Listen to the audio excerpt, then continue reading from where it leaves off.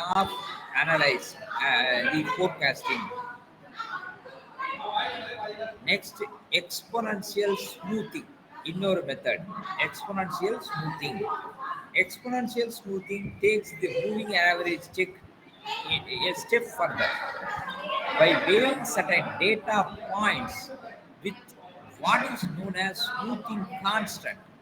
This is value between 0 to 1 added to the moving average formula to indicate how relevant you believe that the prior data is in your forecast. For example, a company might find more recent sale data is more relevant. So they believe that it should be weighed more favorably. By adding the smoothing constant, your result will be more tailored and your company market positioning. இது என்ன கேட்டீங்கன்னா, ஏற்கனவே இருக்கிற moving average method தான்.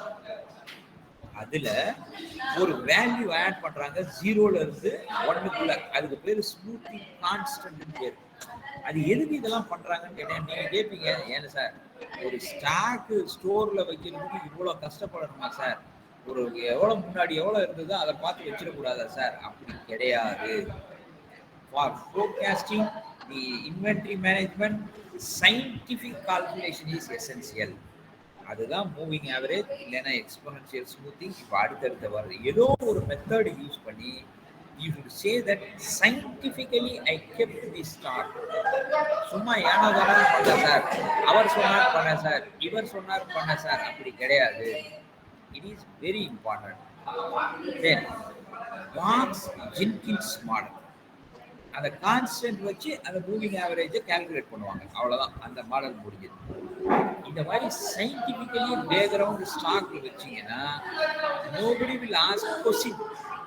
அப்படி இல்லைன்னா they will ask that on what basis you are kept this stock. உன் இஷ்டத்து நீயா பண்ணிட்டியா அப்படின்னு கேட்பாங்க. That is why this much of inventory techniques and models we are discussing. அடுத்து Box-Jenkins model. The Box-Jenkins predict data within the time series. It makes the time series stationary by measuring different data points. This made it easier to determine seasonal differences and trends, improving the quality of the forecast. நம்ம ஏற்கனவே பார்த்தோம், seasonal trend இதெல்லாம் base பண்ணி தான் stock வைக்கணும். இப்போ இந்த box ஜின்கின்ஸ் மெத்தட்ல என்ன சொல்றாங்கன்னா, இந்த சீசனல் ட்ரெண்ட் இதெல்லாம் கன்சிடரேஷன் பண்ணி ஸ்டாக்கை manage. This model forms the basis for ARIMA forecasting model or auto aggressive integrated moving average. இது இன்னொரு பேரு, ஆட்டோ அக்ரெசிவ் இன்டெகிரேட். இதெல்லாம் நம்ம உட்காந்து பண்ணணுமா சார்னா எல்லாமே கம்ப்யூட்டர் பண்ணிடும். நீ எந்த மாடல்ல அப்ளை பண்றன்னு மட்டும் சொன்னா போதும். Briefly, ARIMA means the model includes auto aggression. Auto aggression na enna solranga? It relies on relationship between observation and related logging observation.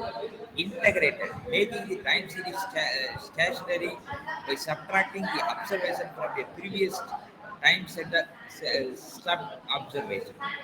Moving average, இதெல்லாம் அதுல வருது பாருங்க. Auto aggressive integrated moving average model. It relies on dependent relationship between observation. இதெல்லாம் நீங்கள் தெரிஞ்சுக்கிட்டீங்கன்னா போதும். நான் பிபிடியில் எல்லாம் mention பண்ணியிருக்கேன். இந்த இதில் ஏதாவது ஒரு டெக்னிக்கையோ மாடலையோ யூஸ் பண்ணி தான் you should keep the stocks in the rack. நீங்கள் நாளைக்கு ஒர்க்குக்கு போகும்போது அவங்கக்கிட்ட போயிட்டு நீங்கள் இன்டர்ன்ஷிப்போ அல்லது வேற எங்கோ ஒரு ஸ்டோருக்கு போனீங்கன்னா, if you asking that's or what method you are using, they will say that as per the computer order.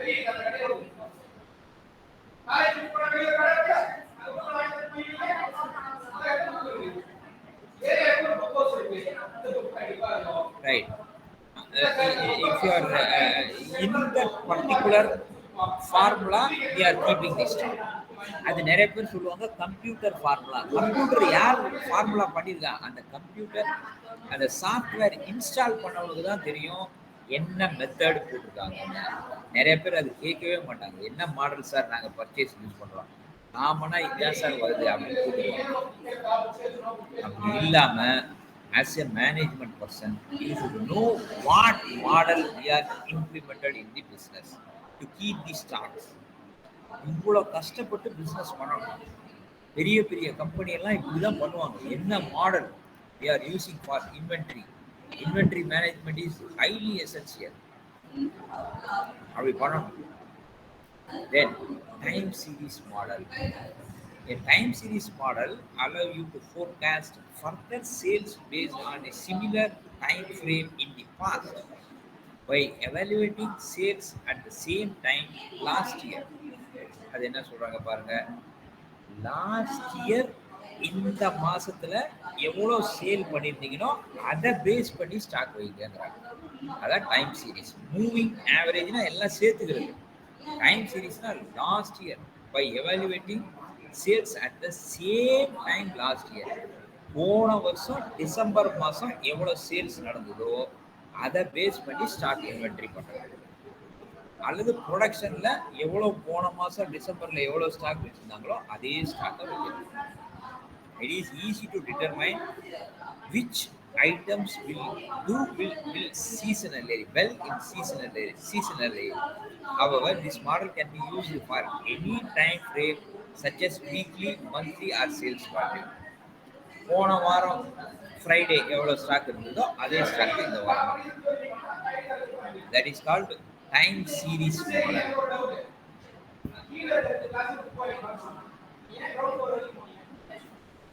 Time series model allow the considerable flexibility as you can account for unusual events that doesn't occur on a regular basis. Flexible. போன வாரம் அல்லது போன மாதம் எவ்வளோ sale பண்ணியிருந்தோமோ அதே அளவு stock வச்சுக்கிறோம்.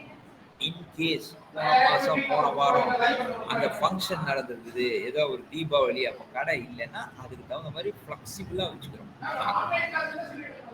அதுக்கு எக்ஸாம்பிள் சொல்கிறாங்க பாருங்க. Winter Olympics only occurs every 4 years in the winter time and could influence the sales of Olympic season. நீங்கள் இப்போ 2022 வின்டர் ஒலிம்பிக்ஸ் வருது, சைனாவில் நடக்க போகுதுன்னு சொல்லியிருக்காங்க. அந்த மெட்டீரியல்ஸ்லாம் பயங்கர காஸ்ட்லி. எல்லாம் வின்டர் ஒலிம்பிக்ஸ் யாருன்னா பார்த்துருந்தீங்கன்னா தெரியும், அவ்வளோ costly. It is very high sales. Adidas, Nike, இவங்கெல்லாம் பூமாலாம் கோடி கணக்கில் சம்பாதிச்சிருவாங்க. Billions of dollar they will sale in the winter Olympics. அதை பேஸ் பண்ணி தான் அவங்க அதை ஸ்டாக் வைப்பாங்க. அது could influence sales during the Olympic season but no other times. இப்போ ஒரு வின்டர் சீசன்ல எவ்வளோ ஒலிம்பிக் அப்போ சேல் ஆகுதோ அது அவங்களுக்கு 4 வருஷத்துக்கு கூட அவ்வளோ சேல் நடக்காது. That is called a time series model. By adjusting for irregular occurrence, you will obtain a more accurate forecast. Perfect forecasting is required with this help of time series model. It also possible to filter out random sales fluctuations, which will allow you to see true variations in buying pattern, resulting forecast smooth out fluctuation, so you are not at the whims of last year trend. அதுதான் ஒவ்வொரு வருஷமும் அந்த சீசனலை base பண்ணி அந்த மந்த்துக்கு அந்த டைம்ல எவ்வளோ ஸ்டாக் வேணுமோ அதை மேனுஃபேக்சரிங் பண்ணுவாங்க, ரா மெட்டீரியல் பர்ச்சேஸ் பண்ணுவாங்க. ஃபோர்காஸ்டிங் அக்யூரேட்டாக இருக்குன்னு சொல்றாங்க. சீசனல் இண்டெக்ஸ் அடுத்த மாடல். Quantitative technique. இப்போ நம்ம படிச்சுட்டு இருக்கிறது எல்லாமே குவான்டிடேட்டிவ் டெக்னிக். இது நான் நல்லா ஞாபகமே வச்சுக்கிறேன்.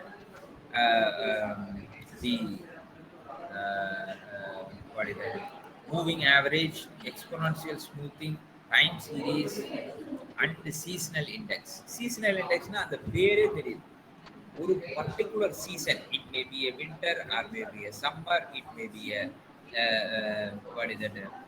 festival or it may be any other particular season. According to the seasonal basis, the inventory will be stored. This model builds on time series model. But it is purpose is to. நீங்க நிறைய பேர் யோசிப்பீங்க, என்ன sir நீங்க மத்ததெல்லாம் எடுத்ததெல்லாம் ரொம்ப ஈஸியா தான், இது ஏதோ டெக்னிக்கலா அதெல்லாம் கிடையாது. இந்த ஸ்டாக் அலைவா வைக்கிறதுக்கு இந்த ஏதாவது ஒரு குவாலிட்டேட்டிவ் குவான்டிடேட்டிவ் டெக்னிக்கை யூஸ் பண்ணியே ஆகணும். நிறைய பேர் people what will think that sir இதெல்லாம் என்ன சார் கால்குலேஷன், கம்ப்யூட்டர் சொல்றதும் இந்த ஏதோ ஒரு மெத்தட் படி தான் சொல்லுது. அது என்ன மெத்தடுன்னு நீங்க தெரிஞ்சுக்கணும். When you are going for a work or you are doing any business, you should ask that computer software installer what is the method we are managing the stocks. அதை கேட்டு தெரிஞ்சுக்கணும். That is very important. Then seasonal index. This model builds on the time series model, but its purpose is determine how much demand will increase when compared to the normal level of demand during given season or the time period. இது என்னன்னா, இப்போ summer season இருக்கு, அப்போ சில ப்ராடக்டோட demand பயங்கரமா அதிகமாயிடும். அப்போ நீங்களே பார்த்து காட்டன் கிளாத்ஸ் இது எல்லாமே சம்மர்ல இட் வில் இன்க்ரீஸ், winterல it will come down. So according to the seasonal trend, the stocks has to be kept in the shelves and the manufacturing has to be done. With this information you can determine if sales are increasing because of the season itself or because an increase in overall demand. According you can find out that because of season this price this increase or overall demand nala increase aachana you can find out. இதெல்லாம் ஒவ்வொரு method. இதுக்காக இவ்வளவு கஷ்டப்படணுமா சார்னு கேட்டுறாதீங்க. It is very very difficult to keep the stock in a right way. ஏன் sir stock கரெக்டா வைக்கணும்? ஆல்ரெடி நான் நிறைய தடவை சொல்லியிருக்கேன். The money has been invested in the stocks. அது பர்ஃபெக்டா இருக்கணும். கண்ணா பின்னான்னு வாங்கி குமிச்சிடக்கூடாது. That is why it is so essential. Then the other model is casual model. The casual model looks at an independent factor to determine when to expect an increase in demand. அப்படியே கேஷுவலாக find out பண்ணுறாங்க. Sir இப்போ ஏதோ ஃபங்க்ஷன்லாம் வருது sir, இந்த product demand இன்க்ரீஸாக இருக்கும், அதனால் நிறையா வாங்கி வைங்க. Casual approach in demand. While time is a factor is often included, it is only one piece of puzzle. Instead of casual looks at many possible reasons for fluctuations in the demand. இதுதான் நார்மலா எல்லாரும் use பண்ணுவாங்க. அப்படியே seasonal trend ஃப்ளக்சுவேஷனை பார்த்து பண்ணுங்க sir. எனக்கே தெரியும் sir, I am in the business more than 30-40 years. I know in this trend, in this season, what will be the sale. அதனால நான் சொல்றத ஆர்டரா போடுங்க அப்படின்னு சொல்லுவாங்க. That is casual model. அதுக்கு எக்ஸாம்பிள் சொல்றாங்க, ஃபெர்டிலைசர்ஸ் அதெல்லாம் விவசாயிகள் எவ்வளோ வாங்குவாங்கங்கிற அக்ரிகல்ச்சர் ரிக்குவயர்மெண்ட்டை பேஸ் பண்ணி they will place the order. Right. Then data, next model is data mining. A data mining is a process of examining existing data. நம்ம ஏற்கனவே பார்த்துருக்கோம், moving ஆவரேஜ்னா பழைய ஒரு வருஷத்துல எவ்வளோ ஸ்டாக் வாங்கணும், அல்லது டைம் சீரீஸ்னா லாஸ்ட் இயர் இதே டைம்ல எவ்வளோ ஸ்டாக் வச்சிருக்கோம். அது மாதிரி டேட்டா மைனிங்கிறது ஒரு 4-5 வருஷத்து டேட்டாவை எடுத்து கண்டுபிடிக்கிறது. எந்த வருஷம் எப்போ ஸ்டாக் ஆப்டிமமா இருந்திருக்கு, அந்த ஆப்டிமம் லெவல் ஆஃப் ஸ்டாக்கை திருப்பி ஆர்டர் பண்ணும். Data mining is the process of examining existing data, uncovering existing pattern with the data and using the data to influence future business decision. அடுத்த 6 மாசம் கழிச்சு என்ன ஸ்டாக் வைக்கணும் அப்படிங்கிறத டேட்டா மைனிங் மூலமா கண்டுபிடிக்குது. It uses mathematical algorithms to identify trends and predict future scenarios. அதுக்கு நிறைய calculative methods இருக்கு. அதை யூஸ் பண்ணி கண்டுபிடிப்பாங்க. நான் நிறைய எடுக்கிறேன். இதோட டேட்டா மைனிங்கோட கடைசியா என்ன இருந்தது? We are completing the quantitative technique. Right. So in the quantitative technique, exponential smoothing, அதாவது ஃபர்ஸ்ட் வந்து moving average, exponential smoothing, Box, Jenkins, time series, seasonal indexes, casual model, data mining எல்லாமே பார்த்துக்கணும். This is the quantitative methods, techniques available for forecasting these stocks. இதெல்லாம் நிறைய பேர் ஒழுங்கா படிக்க மாட்டாங்க. ஆனா பின்னாடி ஒரு நாள் நீங்க என்னைக்காவது இது மாதிரி நம்ம இந்த மெத்தட் எல்லாம் படிச்சோம் அப்படின்னு யோசிப்பீங்க. It is very very important how you are making the stocks in yourself. Inventory management, very important essential task. Right, we are completed the quantitative methods. In next class we will see what is the qualitative technique, Delphi technique அதெல்லாம் பார்ப்போம். Right.